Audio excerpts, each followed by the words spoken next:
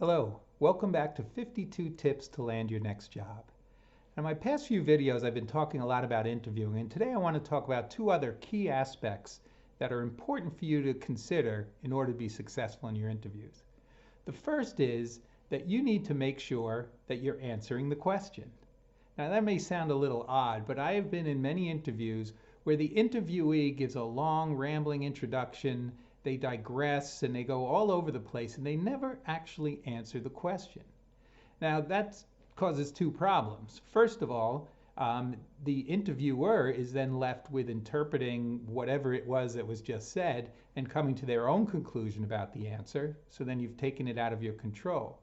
The second thing is when you go on and on and on, I'm reminded of a quote from Shakespeare. I finally get to use that English literature degree that I have, and that is, "Thou protesteth too much." The more you talk and ramble about a particular answer, the more your credibility comes into question, and the interviewer can wonder, are they trying to hide something or cover something up? The second important aspect of answering interview questions is to make sure you're answering the right question. Again, that might sound obvious, but let me tell you what I mean by way of example. Consider the question, aren't you overqualified for this role?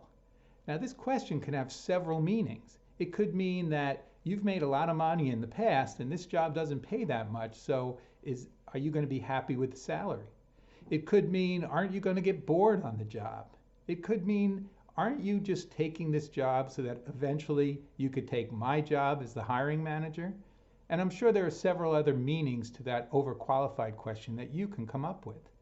So you need to make sure with this or any question that can have multiple meanings, you need to make sure to clarify the question.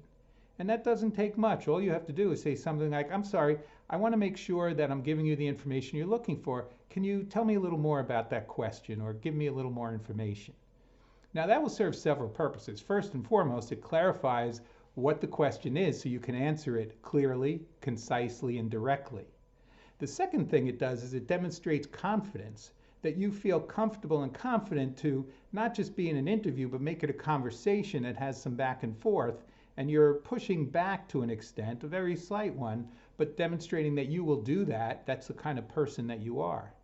And finally, it demonstrates that you're not just going to jump to a conclusion or answer a question abruptly. You're going to make sure you understand it. You're going to ask questions, gather the information you can, and then give the correct answer.